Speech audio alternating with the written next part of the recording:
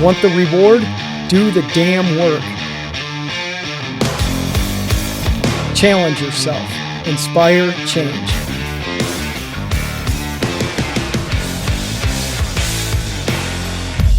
Choice, not luck. Good afternoon, everybody. Todd Crandell from the Ignite Euphoria podcast. Hope everybody's doing well. And I have one Miss Skylar Crandell with me today. Hi, Skylar. Hi, Dad. Your most special guest. Right?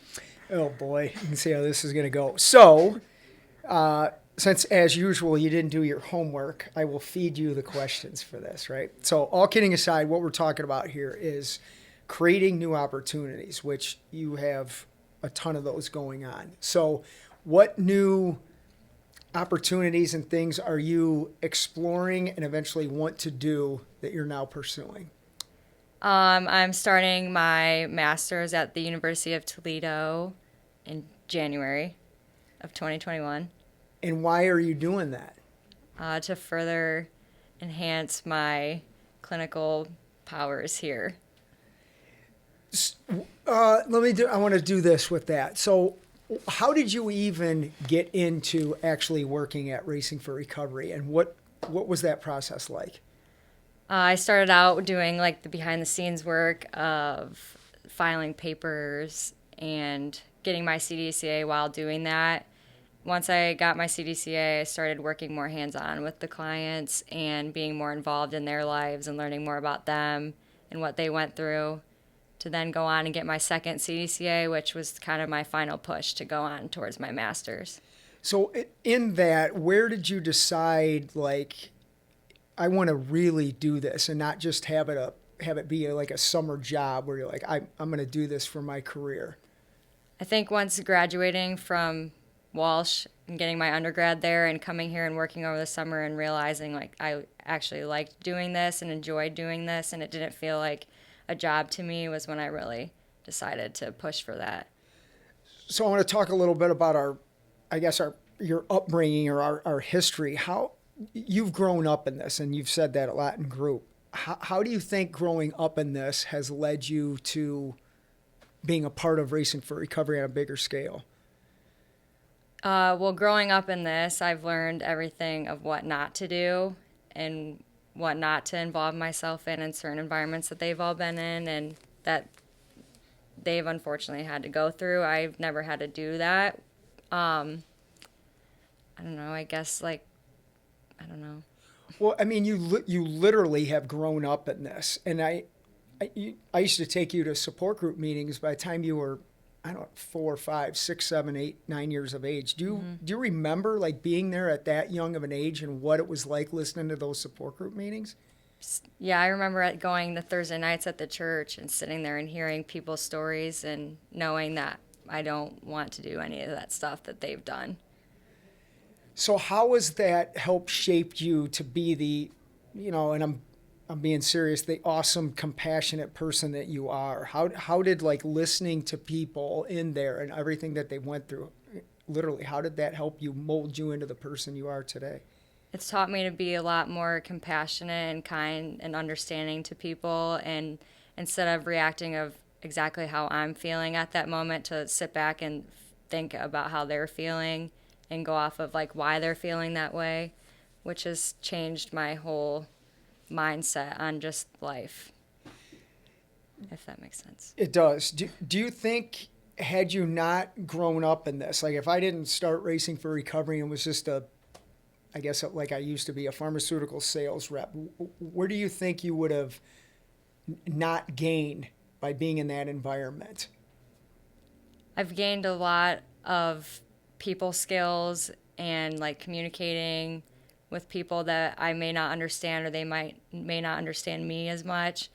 I've learned how to deal with my emotions more and deal with how other people are feeling and how I'm going to react to that. I just feel like I would be a completely different person than what I am now. One of the things I've watched in you since you've been working here is, and you're better at it than I am, and you learned it a heck of a lot quicker. It's you still have the kindness, heartfelt care, but you are direct, There is a no BS tone with you. It's I care, but this is how it is. Where did you get that? Because you didn't get it from me. No, I didn't. I just watching people, like I don't want to be walked over here, and I want people to respect me, and I'm giving them the respect, so I deserve the respect back. And by me being strict with people, I think that makes them respect me more because I'm the youngest worker here. So I feel like if I'm letting people walk all over me, people will be able to think they can do whatever they want, and that's not the case. So this is interesting, and I wonder, I don't think we've really talked about this before, even in group. I know we haven't as a father and daughter, but I have said that if I raise our kids to like who they are, I've done my job. And what I hear you saying there is you have self-esteem and self-respect, correct? Yeah. That's the difference. I didn't have any of that growing up. I had no self-esteem. I had no self-respect. And I think that's why I've struggled even in my own profession of not being maybe as direct sometimes with people as I should be. And I'm proud and I'm thankful that you have that, So what is it like at your age to actually like who you are? It's great because I don't have to like look in the mirror and hate myself when I look in the mirror. I'm happy with the person I am today and how I look and how I am internally. Do you feel that, like coming in here, were you worried that not having experience as being a drug user, that would be a hindrance to you with working with people? At first, yeah, and I ran into that a few times with people saying, like, well, you didn't have a drug problem. Like, how are you going to be able to help me? But I've grown up in this environment my whole life. I know how it is. I know how I can help people, and I can show them the opposite side of that and to live a better life that way instead of doing what they used to do.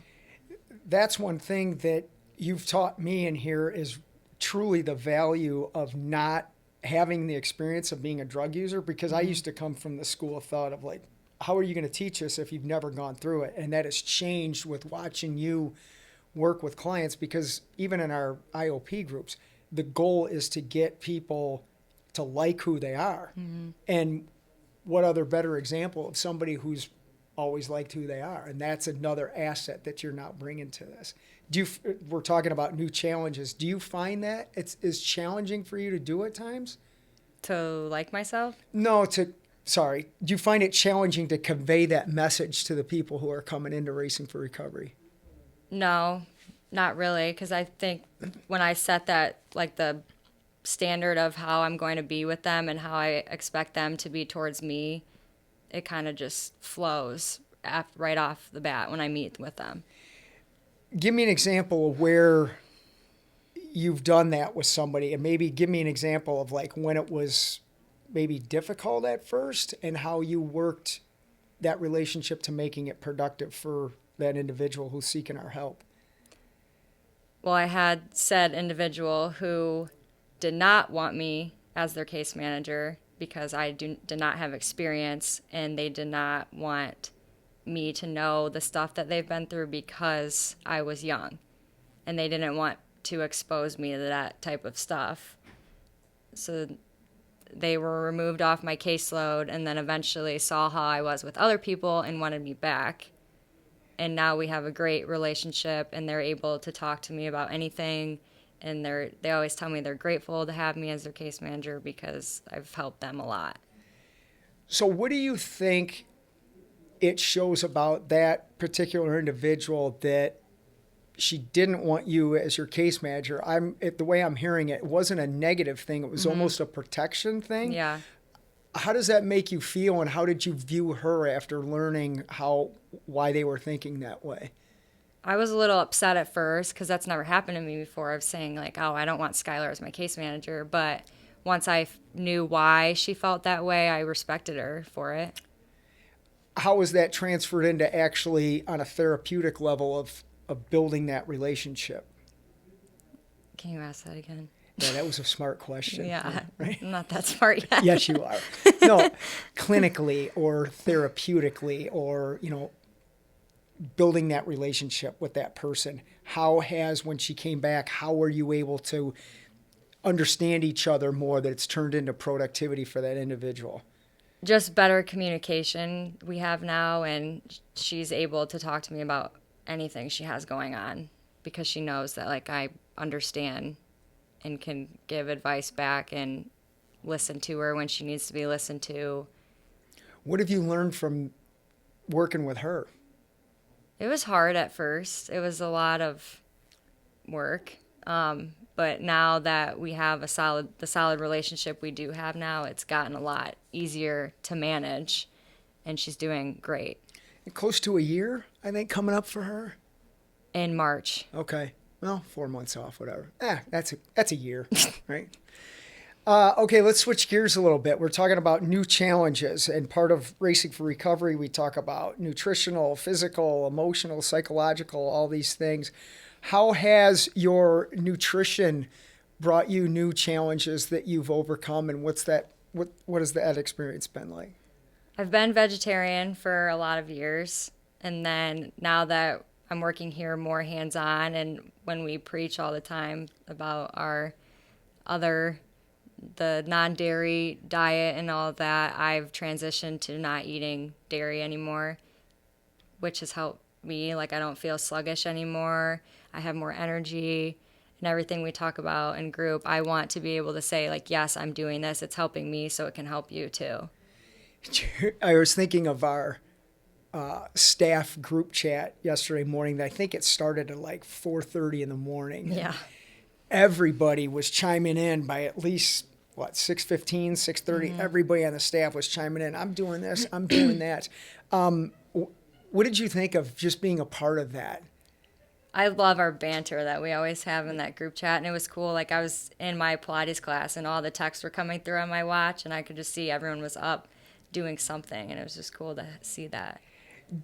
So with respect to the nutritional aspect, was it a difficult challenge, or was it a new opportunity that you embraced?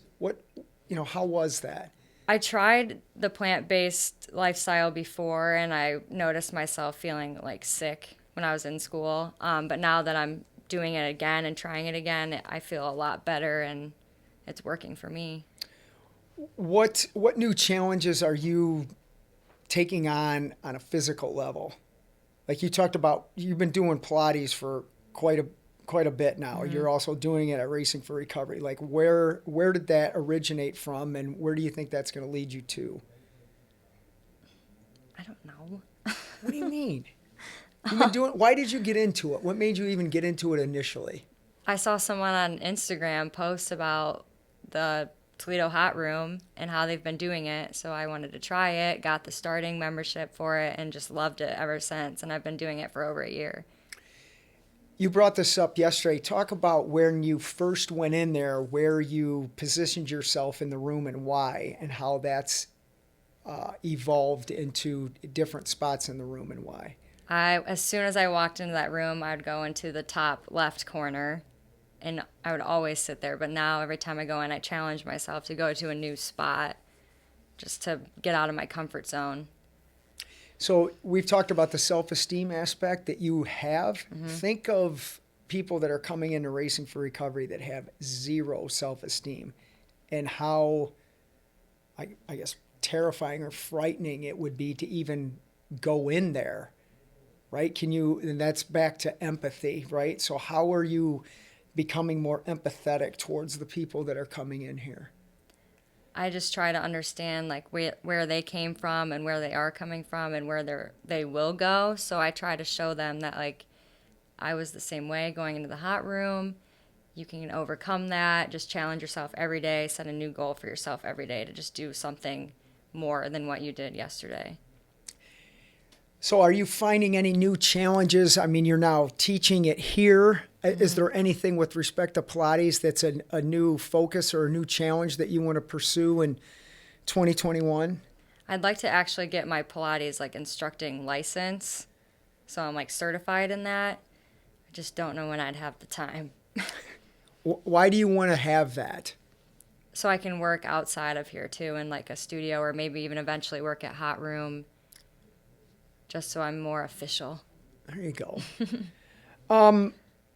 We were doing this last night, which I learned something about you when we were talking about, and again, it's another thing that Racing for Recovery does, having a spiritual piece, not necessarily a God-focused or a one-dimensional religion approach, but you had talked about a different way of viewing like God on that level. Can you elaborate a little bit more on that? Because as your dad, I've never heard you talk like that. And when you started getting all hippie in 1960s on me, I was like, whoa, what's this about?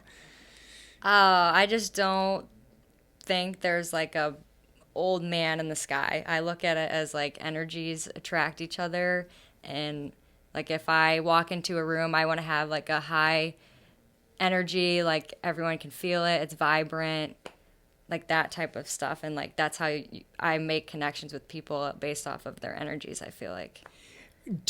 How do you take that and turn it into, I don't know if I want to even call this a challenge, or maybe do you view that as a challenge to get that vibe absorbed by other people you encounter? I mean, that's like what I'm trying to say is that a mindset that you want to deliver to other people, and do you find that challenging? No, just, I don't know. You know what I'm saying? No, it's like hearing you talk like that sounds, that's a cool vibe, but I'm thinking of other people that may not have that. Yeah. Do you find it challenging to try and get them to have that? I think I connect well with people that are outgoing because I'm outgoing, and like when people may be like not in the best mood that day, I'll try to like bring them out of it by making them laugh or say something silly and just joke around with them and hope that they'll come out of that and like bring up their energy type thing. But sometimes it doesn't always work. Sometimes people just want to be in a bad mood. Those people that choose to be in that bad mood like that, what do you do with that? I talk to them and see maybe why they might be feeling that way and what they can do to get themselves out of it, whether it's like exercise, go listen to music, read, go pray, whatever they want to do to like get out of that funk they're in, or take a nap. I don't know. Do you, if it's not going anywhere, then do you remove yourself from the situation? Yeah, because they're just not meant to be in my life then at that point. So this is a difficult question. It kind of ties into like, I guess, New Year's resolution and stuff, but how are you removing negative obstacles from your life? And do you find that challenging, or do you find it rewarding to do so? I find it rewarding because I have the self-respect for myself not to let any negative or bad energy or people into my life, and if that's how they want to be, they will not be in my life. See, this is, once again, we're talking about the power of self-esteem, because myself included and many people that come in here, we don't have that view yet. And again, that's another asset of you. And Ariana never had a drug or alcohol problem, so it's not always about, well, you have to have experiences doing drugs to be effective in this, because you clearly don't, and everybody's trying to get that same thing where they like who they are, right? What else do I want to talk to you about? Are there any other challenges personally or professionally that you are afraid of tackling or are pondering pursuing? Anything coming up that you're like, oh, I thought about doing that? No, I'm getting my master's in January. I'll graduate with that in 2023 in the spring. Yesterday, I was a little nervous of like going and doing it, but after making my schedule yesterday, I'm excited for it. Awesome. And what classes are you taking? I don't know. I don't have my schedule in front of me. I'm taking some substance abuse class in the fall or the spring. So is this where you're going to be asking me about, hey, Dad, what was this drug like? And what was that drug like? You'll probably get an A on that paper. Right. What do you think are challenges? I'll ask you this way. What challenges do you think your siblings have or may have. I mean, Connor's going to be a junior at Bowling Green. Madison's going into her freshman year in college. Mm-hmm. God knows what Mason's going to be doing as a junior at Northview. But what do you think your siblings, the challenges that they're going through, how do you think you can help them from some of the stuff you've learned? Just having them be comfortable with coming and talking to me about like stuff they're going through. Like Madison's gotten a lot closer with me lately, talking to me about stuff. Connor's more of just his own person, driven to do what he wants to do, can do it independently, doesn't really need anyone else. Mason, lost cause. Mason reminds me a lot of me without a drug problem. He's a good boy. He's just Sure. a challenge, right? Yep. Well, let's talk about this. Hopefully this goes well, but the challenges that you've seen our family endure since starting Racing for Recovery, and many of them that we've overcome, because look at this place and look at how we're living. How have those, even though they've been difficult at times, how have they helped you as an individual? I don't know. I know what's like what I want in a relationship, what I want in a family, what I don't want in a family, what I don't want in a relationship. Do you have pride in what we've achieved as a family? Yeah. How so? Like how really is what, and I don't want to get into the stuff we've gone through with that. But the emotions behind it, the struggle or whatever and that we've overcome. How do you view that? I mean, you said you view it with pride, but what does that really feel like then? It's empowering to know that like you're gonna hit life's hardships, and it's not always going to be easy, but you can get through it. Are you? Wow, I'm asking you stuff we've never even talked about before. Are you? I don't want to say. I'll ask it this way: are you thankful that I chose to start Racing for Recovery and stuck with it, as opposed to staying a drug rep? Like, have you ever thought about that? Like, what if I didn't do this, or I quit and had to stay in something that I didn't want to do? You ever thought about like how that would have affected you? Well, I just know from like you talking in groups and stuff that like being a drug rep, you were miserable doing it. So I wouldn't want to have a dad miserable doing something he hated doing and felt like he was forced to go do it just to provide for his family. I'd rather have it you do something that you enjoy doing and have a passion for, which you do here. So let's say this, and it's a lot of things that people come in here, and they're talking about getting materialistic things back right away, right? So let's say that, I remained that drug rep and was miserable, but, you can make pretty good money doing that. Where's the trade-off for that? Like if, I'm miserable, but hey, we're making a ton of money. Like, what's your thoughts on that? Well, at the end of the day, money does not mean anything. So are you saying that when you find your life's purpose, then it can turn into really finding what life's all about, right? Right. Do you got any questions for me about what challenges I endure besides being your dad? Please. I don't know. What challenges have you endured? They're documented in this exquisite book that's here. No. It's interesting. I'm so thankful like that you work here now, because I think it's giving you a perspective of really like how far that, I don't want to say that I've come, but how far our family's come, how far this program has come. And I think one of the challenges that I have overcome was trying to convey this stuff to you as kids about how important it is to be true to yourself and to go after what you want. And I think you being here now, you understand that, right? Right. The challenge I'm facing with that is like, how do I get that same impact into Mason, Madison, and Connor without them being in here, because I don't really foresee them doing anything with us here unless Connor decides he's going to help build a new facility someday. Madison could be the nurse here. That's true, because she is going into nursing. Yeah, who knows? She'd be good at it. She wouldn't take any crap. She like would you not either. take any shit. No. No. She'd be throwing some people out of here. Anyway, what do you see any challenges for Racing for Recovery going in the future? Like even in 2021 as working here, what challenges do you see you as an individual on our staff or us as an organization? I think we need to have more adolescent work because a lot of the clients' families, like kids, are impacted by the choices they chose to make.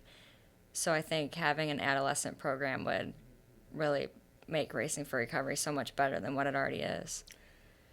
What role are you going to play into making that happen? I want to lead it. Is that something like, well, there's another challenge in that. Like, are you really contemplating that that's where your niche is going to be here? I want to do that. Like, we go and do the kid thing at that neighborhood church in downtown Toledo, and I like being able to work with those kids. What has that experience done for you, seeing kids that are like literally way less fortunate, not even economically, but they're less fortunate emotionally? What have you learned from that? It's sad, and I just want to take them all home and be able to help them, but just knowing that we get to show up for them on Mondays and Wednesdays makes my week because they look forward to seeing us. Is that experience of volunteering for the kids, is that what really translated into you wanting to do that here? Yes. Yeah, it's like half of our mission is preventing substance abuse in kids. And it's, I've done a ton of speaking engagements to schools and everything, but as an agency, we haven't really found our niche in doing that. And with hiring our new clinical director, he brought that up too. It's like, let's be the first agency that does something with kids, that doesn't start a program and then quit it, because that's happened all over. Do you have any idea of like what that really looks like what you would do? I was kind of talking to Dan about this when I had my meeting with him, just more basically IOP, but for kids. I don't know when we'd be able to do it because like school, but maybe if we just did a Saturday thing or just like even had more counseling opportunities for them to come in and talk or do something, like if they're young while their parents are in group, that they could do something with someone else. One of the things we've been thinking about, and this definitely is a challenge for us, is, single moms, that the single mom category with treatment, they're the ones that have needed treatment the most, but often get it the least because they're trying to do their best as a mom. So we were thinking of if, people come in after school, the kids here after school doing their educational group, and then the mom can do it at the same time. That would be ideal, right? Do you, you had mentioned this in group today about when you were doing your scheduling your classes yesterday, about the person saying, well, you could go do your internship at another agency and learn from that. And what was your response to that? I said Racing for Recovery is like an outer space compared to everywhere else. We're just so different. Yeah. How is that a challenge with getting our mindset into the normalcy that has been going on, for probably 100 years and trying to help people with addiction? I just had a Zoom call with a client earlier and her probation officer, and the probation officer was saying, well, when does she graduate? Who's her sponsor? Are you guys working the steps? And I'm like, that's not us. Right.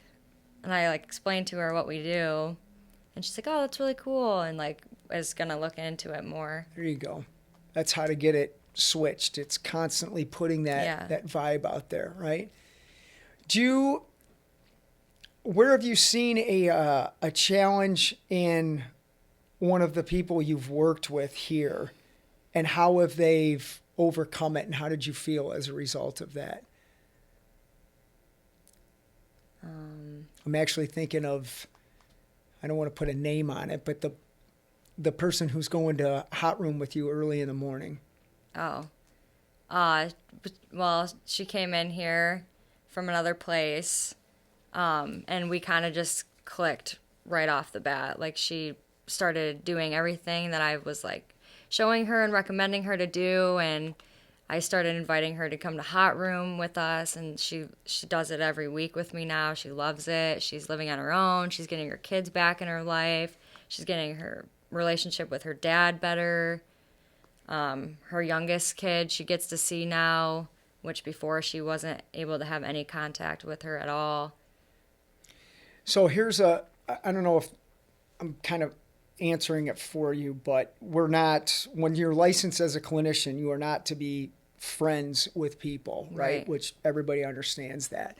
However, how can you not have a friend but build that productive relationship where the boundary is established of, hey, we're not friends, but there's a relatability, a respect, an understanding of what you're offering that person is really seeking but hasn't gotten yet. So I guess the question that is how do you maintain that professionalism but still delivering our awesomeness in a non-traditional way?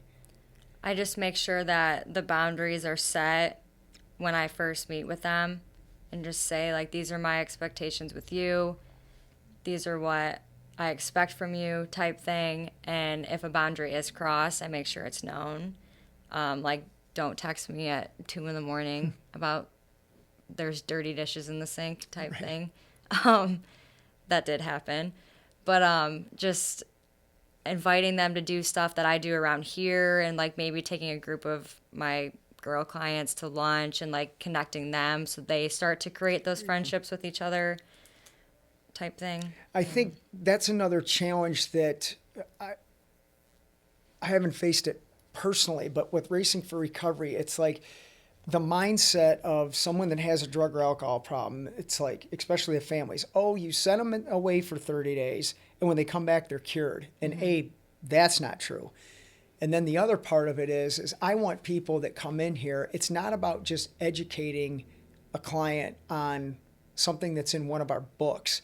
It's getting them to be educated, but then applying and feeling the experience from that education. That's the stuff that really resonates with people, and that's what's making the difference in the person we were referring to. I mean, she's been battling addiction for over a decade, and nothing has worked. And now she's truly living because you have to have that experience. So let's get back to the kids thing for a second. How do you take that program that we want to develop?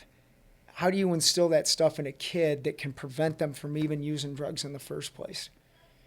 I think having like their parents come in, or their parents' peers, or just random people from here come in and talk about what they went through and their experiences, because that's what I had growing up and it worked for me. Right. So why couldn't it work for someone else? 100%. If we can, and I think I said this in our first documentary, I was talking about you being born and how the cycle of addiction stopped with me. It's like you guys made, and this is educating people, there is a genetic predisposition to this.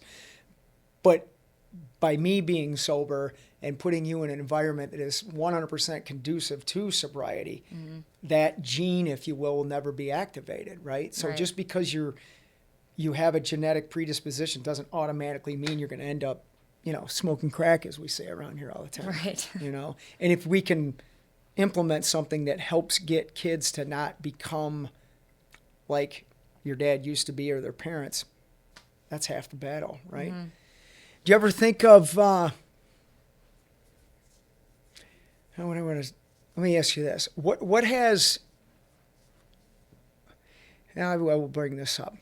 The fact I've done a couple of physical events, different countries, different continents, and you've gone with me on some of those. How has the travel and the things you've learned about different cultures or the people you've met, how do you think that's helped shape you into the person you are today as well? I'm thinking of Shorty and stuff right now too, Oh, yeah. I don't know. It makes me like grateful that I've had the opportunity to go do that stuff with you, and like having Madison, and also like just going to France and seeing that people don't shower as much. Makes me appreciate showers here in America. Yeah. France was, that was an interesting experience, right?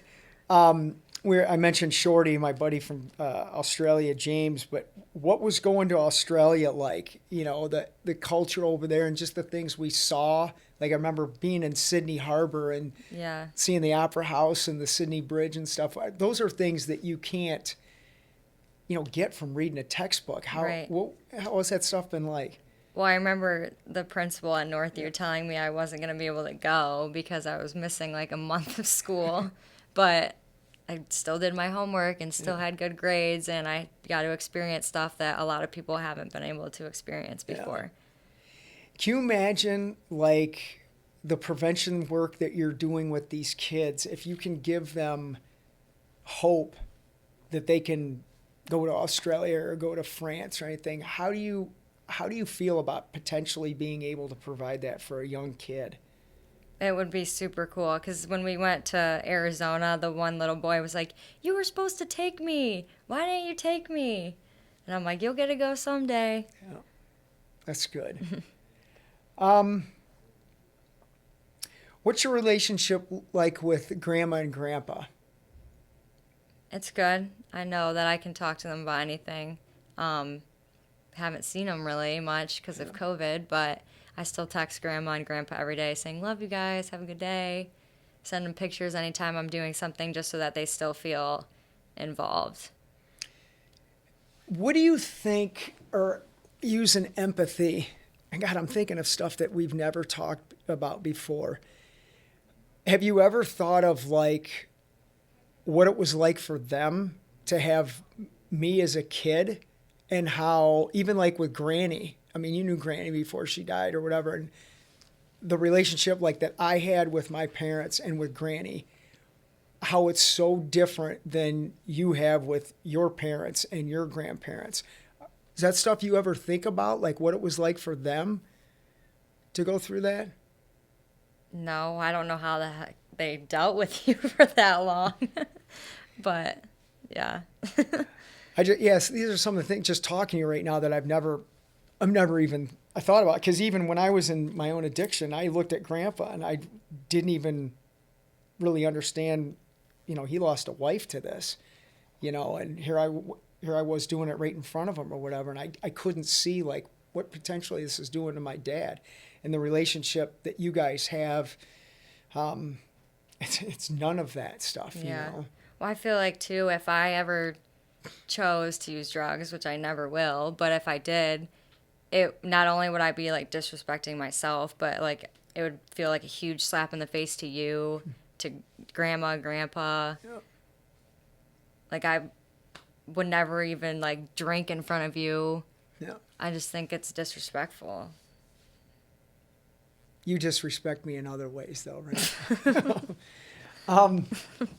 I should mention the fact that we're both wearing nice stuff from Lululemon today, right? And I thank them for providing us with this stuff to wear on this podcast. But not to put it in a, I'm wearing this type of thing. But what does it feel like to have, a company like that we use their stuff all the time? We've been using it for years. How does it feel to have them recognize the work that Racing for Recovery is doing?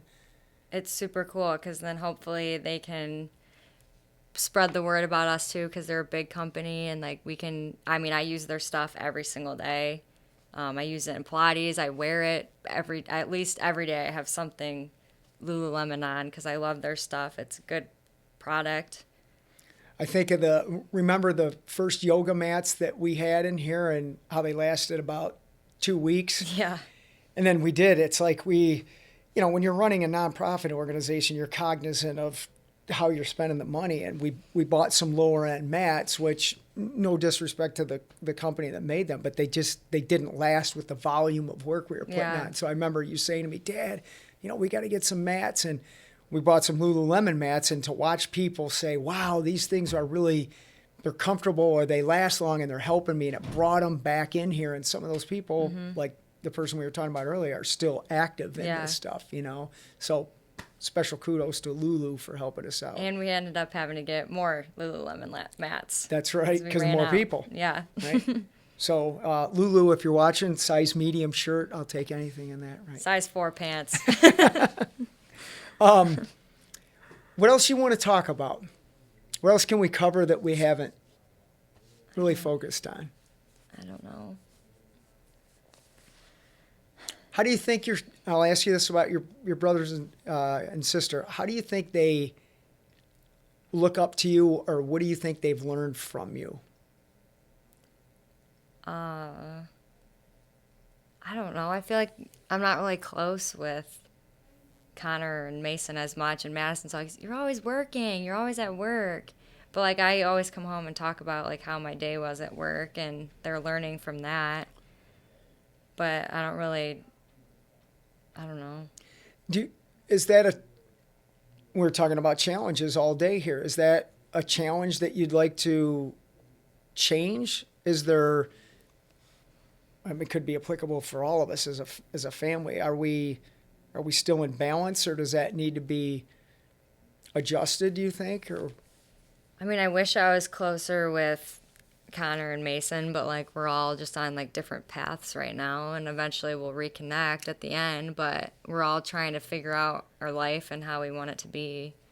This isn't like a negative thing. It's just, to me, it's a positive thing. I mean, as a dad, I have 2 kids in college. Well, one pursuing a master's degree, another one's probably going to pursue a third child that's going to college, and if Mason doesn't go to the NHL, which he talks about, but it's like, I call that just getting your life going, and that's right. Okay. When we reunite as a family, we're ripping on each other and laughing and having a good time, right? Right. Yeah, right. We ran a half marathon recently. Actually, you ran your first half marathon. What was that like? I signed up for it 2 weeks before the race. I ran maybe twice before, so it was tough, but I felt good to finish that, and I definitely want to do more. So that is the same attitude I have with Ironmans. That's why I stink at Ironman, because I don't prepare that way, right? Well, what did you learn from that experience? First of all, that was incredible to do that with you. That was really cool, and I love that picture we got afterwards. But what did you learn from that experience that moving forward you can take with you? Definitely run more. But like having you out there and having John like really push me the whole entire race and tell me like to keep going really motivated me, because there was a few times I was like, screw this, don't want to walk. And I did not know that I was going to be able to run that far without stopping, but I did it. So now that I've done that, I know I can do a lot more and push myself to do a lot more. So that's what I'm going to do. How do you have a desire to run another one of those? Yes. First I didn't. Of course you did, right? I remember that. Are you even thinking of going further than that? I want to finish a few more of the halves first. Yeah. Half marathon's a good accomplishment. It's a good race. How do you take that accomplishment and correlate that into when you're working with people here, that how they can do whatever they put their mind to? Just to set goals for yourself, and they might, like, that was a high goal for me, and you can achieve anything you put your mind to. As long as you're determined and focused on doing it, you can do it. That's true. And I almost ran that by myself because John was hurt. That's right. And then you had signed up for it, so I didn't have to run by myself, and then John did it, and then we all did it together. But either way, I was going to finish that That's thing. right.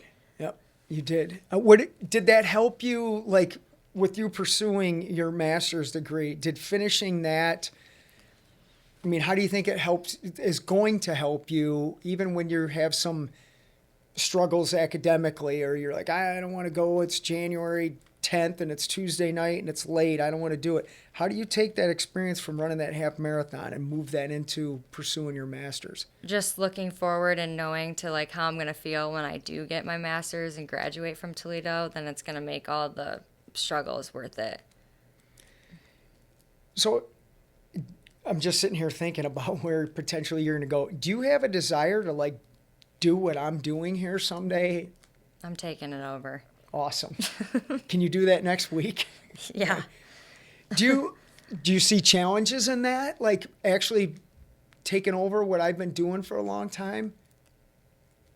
I mean, everything is going to come with a challenge, but like I've been around this so long that I kind of know what I'm doing. How are you going to do it better than what I have? I'm going to continue to have the self-respect I have for myself and be stern and say no to when things should not be happening. I hear you. Not be a doormat. Hey, we're always open and honest. Do you think I have been that doormat a lot of times? Yes. Yeah. Is that hard to watch? Yes. Well, like with the running shoes, like when you help people get running shoes, like it's nice, but like people need to earn it first Yeah. and not just be given I agree. stuff.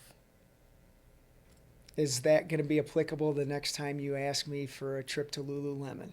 No. Okay. I just wanted to clarify. Because that. I earned Right. it. Right, right. No, you have. You have. Right. If you had any advice for me, we talked about not being the quote doormat, but running this thing. What do you think I need to be doing more of or less of? I think just really the doormat thing is like the biggest thing I see, because like people will see one nice gesture and then everyone expects it, and then when it's given to everyone, they're gonna expect more and more, and it's like when's enough gonna be enough type thing. You know, and again, this comes back to on a therapeutic or a clinical thing. It's interesting the mindset that you have at your age that I didn't have at all. And now, even at almost 54 years old, I'm just starting to really get. And I don't think I fully understand why it's taken that long, but you have taught me to look at some of this stuff completely different, you know, because I'll be honest, some of the things have been, it's been difficult to have that not only be the doormat, but have it constantly walked on, you know. But I have always come from the mindset of I would rather give for what has been graciously given to me and get burned than to not give at all. But I'm trying to get those two to mesh and kind of be more. I want to be you when I grow up is what I'm trying to say, right? You know. Let's talk about this and then I'll wrap up. Describe our relationship, like the banter, even the heartfelt stuff. Give people an idea what it's like to be my kid. Well, one word to sum it up would be shit show. But it's, I don't know, we have a good relationship. Like I'm able to communicate to you when I'm frustrated, which we both know. Yeah. You're able to communicate to me when you're frustrated. We always joke with each other. We always make fun of each other. But not in a demeaning way. Yeah. It's always like fun. when I wake up before you to go work out, I call him Sleeping Beauty. That was funny. Yeah, that happened once. Yeah, that was good. You know, where do you want our relationship to get better? How do I be a better dad to you? I don't know. So I'm a perfect dad, is what you're saying, No. right? Just like, I don't know. Do you think that that I'm in balance with being your dad and the other kid's dad? Like, am I back? Because for a while I know I wasn't. It's been documented. I was so focused into getting Racing for Recovery out there that I was not in balance. Do you see my role as a dad now has become more balanced with you guys? I think it's more balanced, and I think too, just like Madison and Mason especially are at the age where like they're too cool for their parents. Yeah. Which I know I was when I was in high school too, but like now that I'm older, I like want to be around you and Mom more. Yeah. I think I love watching you guys hang out with mom and do stuff. Not, it's, yes, as a parent, but it's more of that person relationship. That's one of the things about our family that I've really enjoyed getting older, if you will, of watching that. It's like, hey, it's more of a, I'm sure somebody's going to rip on me for this, but like a peer or a buddy. Yeah. I mean, I look at you as like you're fun to hang out with. I mean, I'm still your dad, but it's more of like we do stuff together. That's why I've enjoyed like the travel and things so much. Right. You want to talk about Milo? I don't like him. Why don't you like him? I don't like him. No, why? What is wrong with Milo? He's a good boy. He's a pain. Yeah, he is. He's tough. Yeah.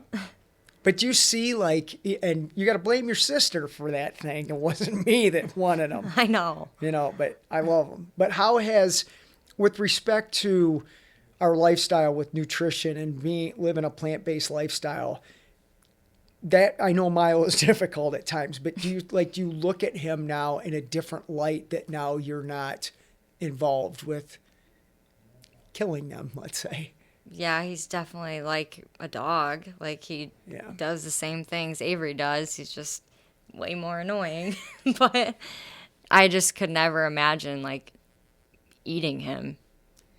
Yeah, like you kids, that dude has won the lottery. Yeah. Oh my God. And I often wonder that. I'm like, dude, do you realize how good you have it? But looking at him with compassion as I do for humans, and certainly you as my kid, that's the biggest thing that he's taught me. It's like, this dude is just a living thing, right? Mm-hmm. He's no different than the cats or the dogs that are in their house. He has the same emotions and feelings as them. And that, even though he's tough to deal with it at times, that's the point, right? All the time. Right. He's not allowed near me. Did you ever ask Madison, like, why she wanted him so badly? No. And if I wasn't a good dad, I wouldn't have let her bring him in. I'll never forget when she kept saying, Dad, I want a pig. I want a pig. I'm like, fine, if you find a pig, we'll take him. And she came in, Dad, I found a pig. I'm like, oh my God, man. But I remember going and picking him up. He was cool then because he didn't bite. That's because he knows you don't like him, right? Well, at least he knows. It's kind of like the clients that bite you around here, They don't. No. I appreciate you being on here. Thanks. Right? You're a good kid, and I love you, and I'm proud of you, and I truly look forward to the day where you take over my job and tell me to get out of here. Love you too. All right. Thanks for tuning in to Ignite Euphoria, everybody. We'll see you again. Check out racingforrecovery.org and toddcrandell.com when you have a chance. Take it easy. Bye.